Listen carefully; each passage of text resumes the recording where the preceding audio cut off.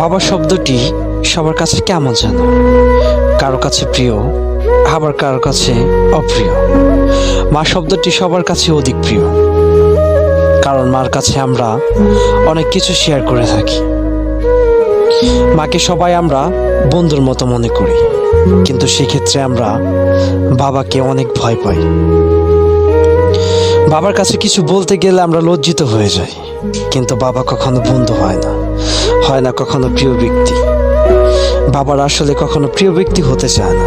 তারা কখনো রাগ বা কখনো মার, কখনো কিংবা একটু বেশি শাসন করে থাকে।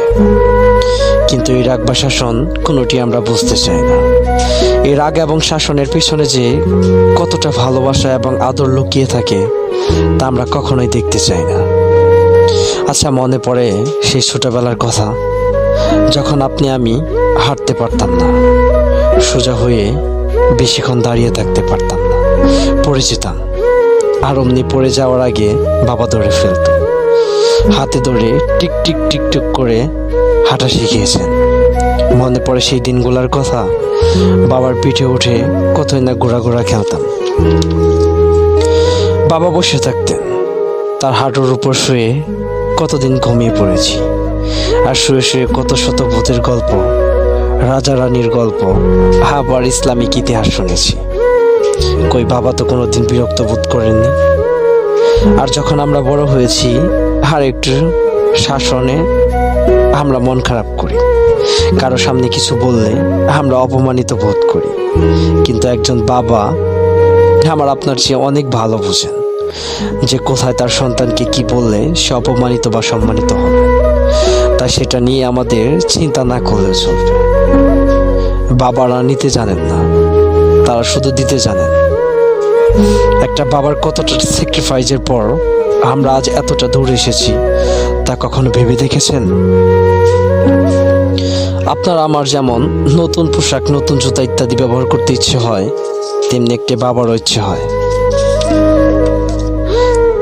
কিন্তু একজন বাবা নতুন শার্ট না কিনে সেই পুরনো পাঞ্জাবি কিংবা শার্ট দিয়ে পার করছে মাসের পর মাস। এক জোড়া জুতা 2-3 বার সেলাই করে পার করেছেন বছর। আর যেখানে কিনা আমরা কোথাও যাইতে গেলে ম্যাচিং করা শার্ট, ম্যাচিং করা প্যান্ট, জুতা না হলে যেমন আমাদের চলেই না। বাবার সবচেয়ে বড় গুণ হলো পকেট খালি, কিন্তু কখনো সন্তানকে হতাশ করেন না। বাবা মানে হাজারটা সমস্যার সমাধান এক নিমেষেই শেষ। আমরা মাকে মাঝে মধ্যে জড়িয়ে বা এমনি বলে থাকি, মা আই লাভ ইউ, মা আমি তোমাকে অনেক ভালোবাসি। কিন্তু হতভাগা বাবাকে আমরা কখনো বলি না, বাবা আমি তোমাকে ভালোবাসি, বাবা আই লাভ ইউ, বাবা আজ তোমার থেকে অনেকটা দূরে আছি, ভীষণ শূন্যতা অনুভব করতেছি তোমায় ছাড়া, সত্যি তোমায় ভীষণ মিস করতেছি, অনেক ভালোবাসি বাবা, আই লাভ ইউ বাবা, আই মিস ইউ। আমাদের সব সময় আবদার থাকে, বাবা কেন আমাদের সব ইচ্ছে পূরণ করলো না।